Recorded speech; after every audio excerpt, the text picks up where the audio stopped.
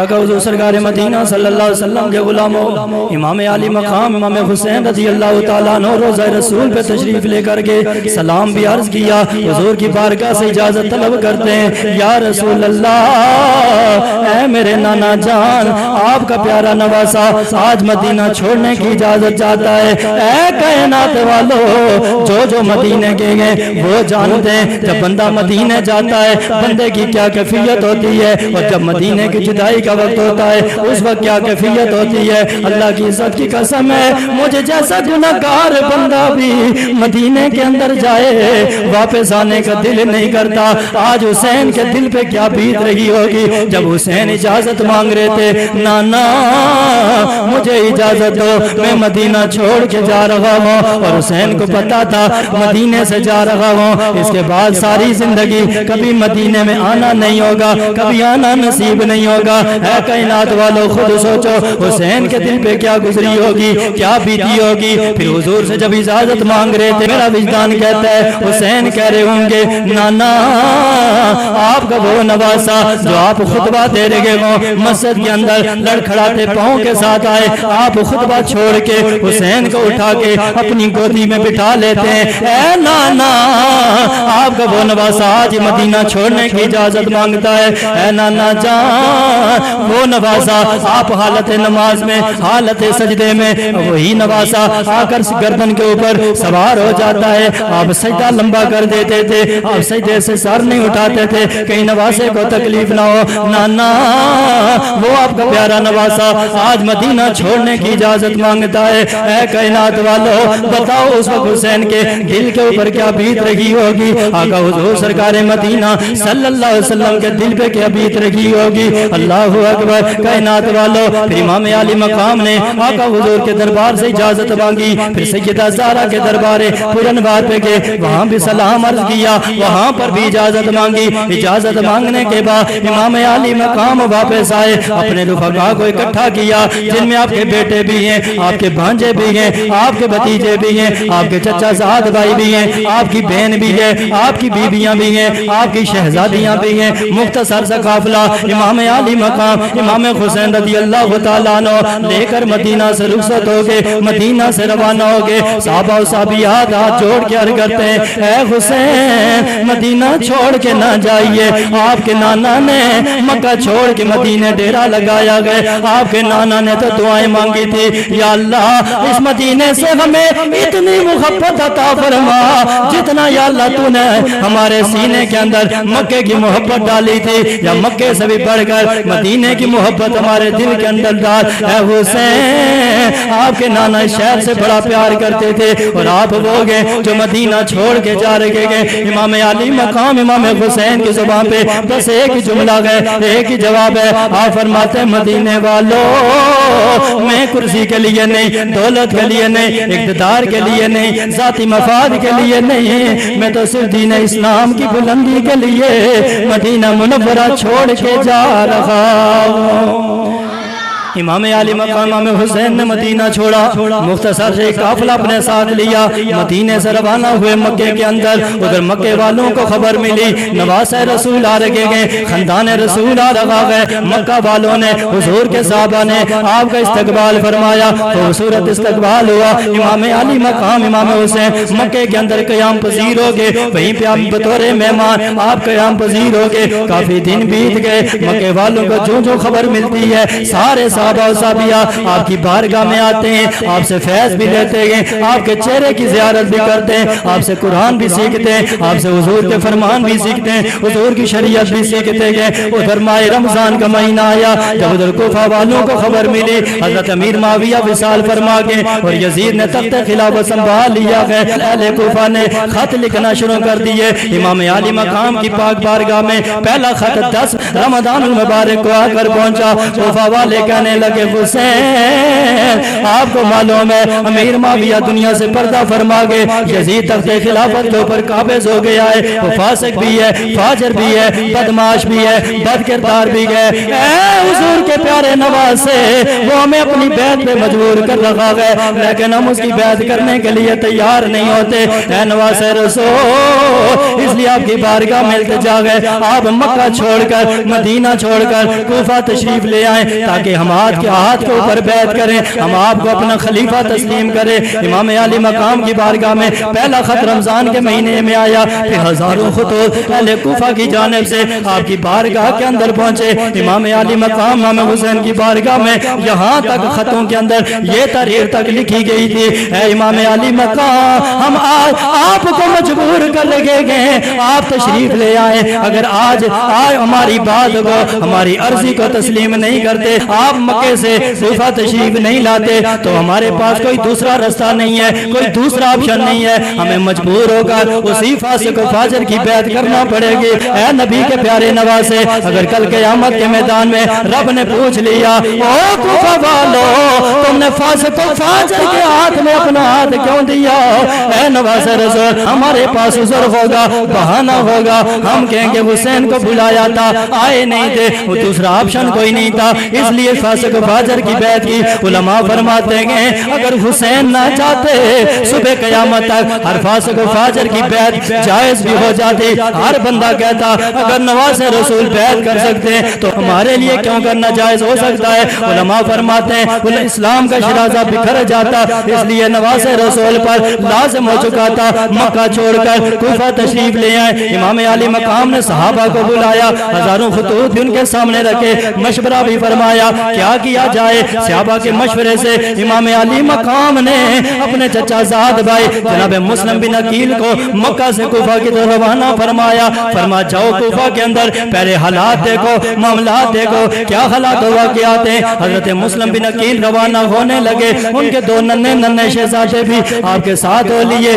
دو ننھے شہزادوں کو لے کر حضرت مسلم بن عقیل مکے سے روانہ ہوئے۔ سفر کرتے کرتے آپ کوفہ کے اندر پہنچ گئے، کوفہ کے اندر جا کر آپ نے قیام فرمایا۔ ایک ہفتے کے اندر 12,000 کوفیوں نے آپ کے ہاتھ پہ امام حسین کی بیعت کی۔ امام عالی مقام کے چچا زاد بھائی جناب مسلم بن عقیل نے جب یہ معاملہ دیکھا فوراً خط لکھا، اے امام عالی مقام، کوفہ کے حالات بالکل ٹھیک ہیں، بالکل درست ہے، لوگ ہزاروں کی تعداد میں آپ کی بیعت کر بھی چکے گئے، ہزاروں تیار بیٹھے ہیں، آپ کوفہ تشریف لے آئیے۔ ادھر خط پہنچا امام عالی مقام امام حسین کی بارگاہ میں، امام عالی مقام نے خط پڑھا، حالات ٹھیک ہیں آ جاؤ۔ امام عالی مقام نے تیاری مکمل فرما لی۔ ادھر جس دن امام عالی مقام ادھر مکہ سے روانہ ہوئے، اسی دن امام عالی مقام کے بھائی جناب مسلم بن عقیل کو ابن زیاد کی طرف سے شہید کر دیا گیا، آپ کو محل کے اوپر چڑھا کے آپ کو وہاں سے نیچے پھینکا گیا۔ ادھر جس دن شہادت ہوئی اسی دن امام عالی مقام کا قافلہ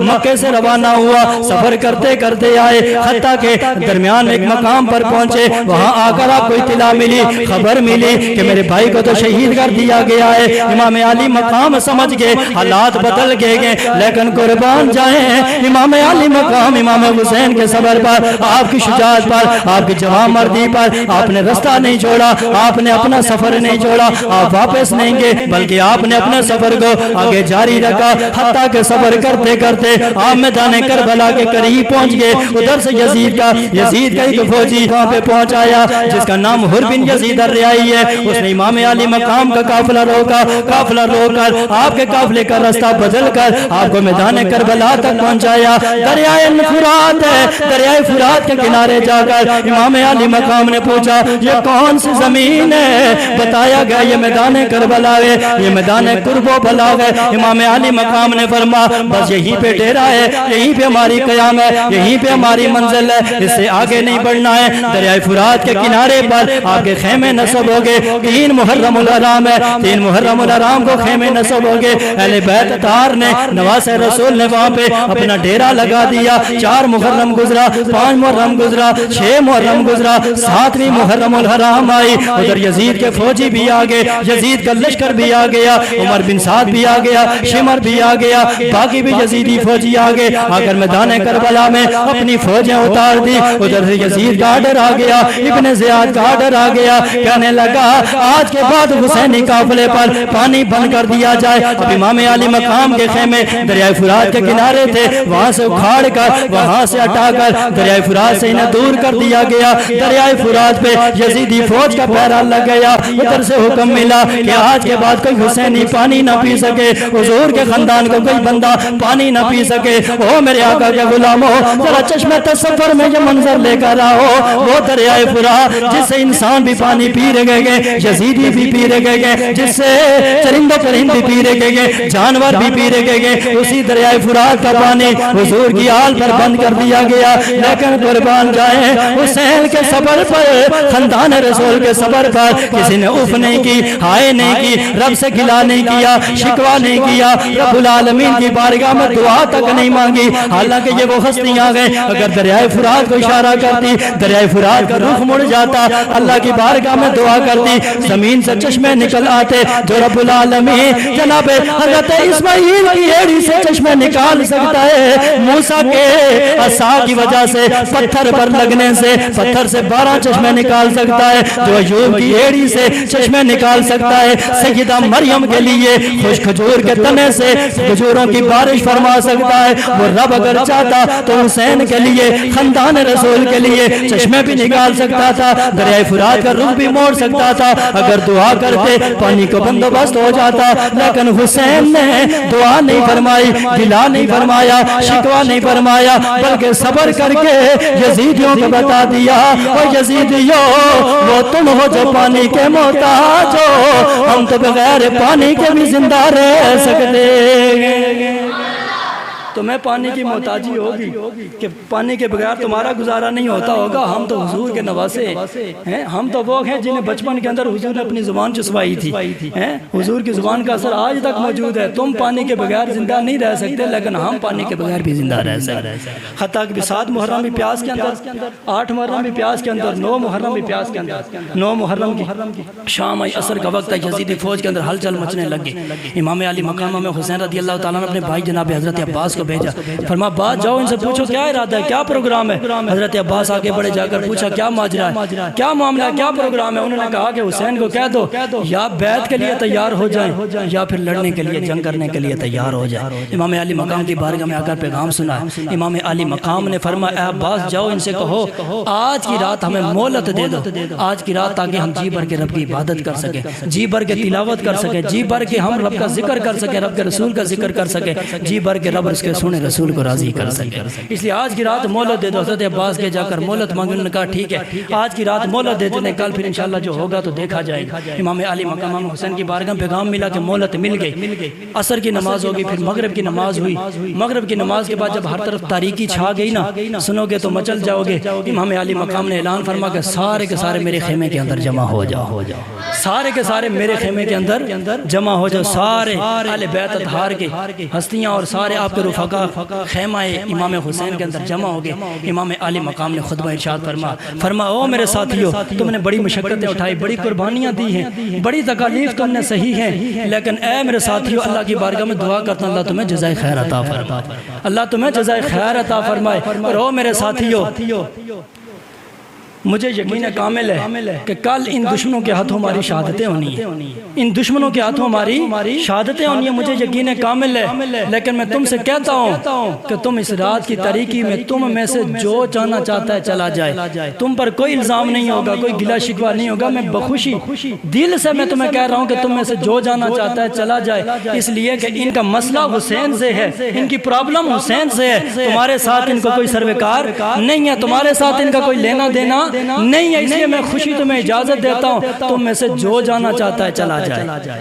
زور لے یا سبحان اللہ.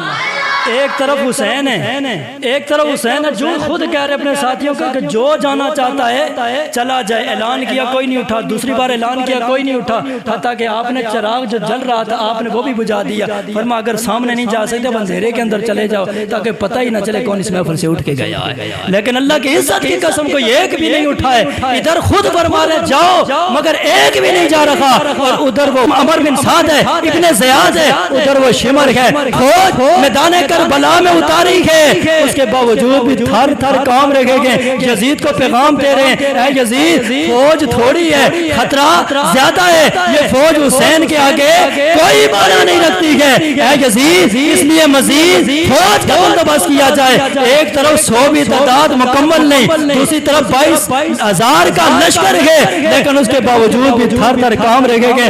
واہ حسین، تیری جرت پہ، تیری بہادری پہ، تیری شجاعت پہ قربان جائے، وہ ہزاروں کا لشکر لے کے بھی کام رکھے گئے، اور حسین کے لشکر میں 100 بھی نہیں ہے، پھر بھی کہہ رہے ہیں جو جانا چاہتا ہے چلا جائے، حسین تمہیں خوشی سے اجازت عطا کر دیتا ہے۔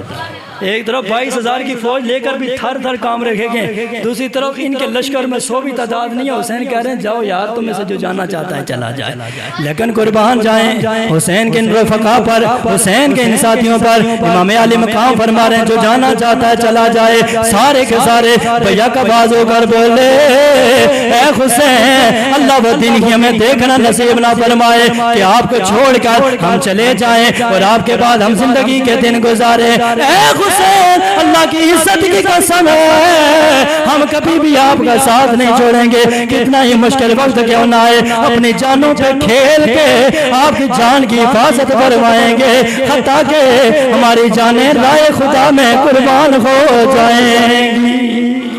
یعنی زندگی کی آخری سانس تک آپ کے ساتھ ڈٹ کے کھڑے رہیں گے، آپ کا ساتھ چھوڑ کے نہیں جائیں گے۔ اور پھر دنیا نے وہ منظر دیکھا ہے کہ جب 10 محرم الحرام کا دن آیا، جب جنگ شروع ہوئی، ادھر 22,000 کا لشکر، ادھر 100 بھی تعداد مکمل نہیں ہے، لیکن کوئی ایک ساتھی بھی حسین کا ساتھ چھوڑ کے نہیں گیا، کوئی ایک ساتھی بھی حسین کا ساتھ چھوڑ کے نہیں گیا ہے، چونکہ جانتے تھے حق ادھر ہے، باطل ادھر ہے، سچ ادھر ہے، جھوٹ ادھر ہے، کامیابی ادھر ہے، ناکامی ادھر ہے، جنت ادھر ہے، دوزخ ادھر ہے۔ اس لیے سب جانتے تھے کسی ایک نے بھی ساتھ نہیں چھوڑا۔ امام علی مقام امام حسین اور آپ کے خانوادے نے، آپ کے رفقا نے پھر کربلا کے میدان میں وہ عظیم قربانیاں پیش کی کہ تاریخ آج بھی ایسی مثال پیش کرنے سے قاصر ہے۔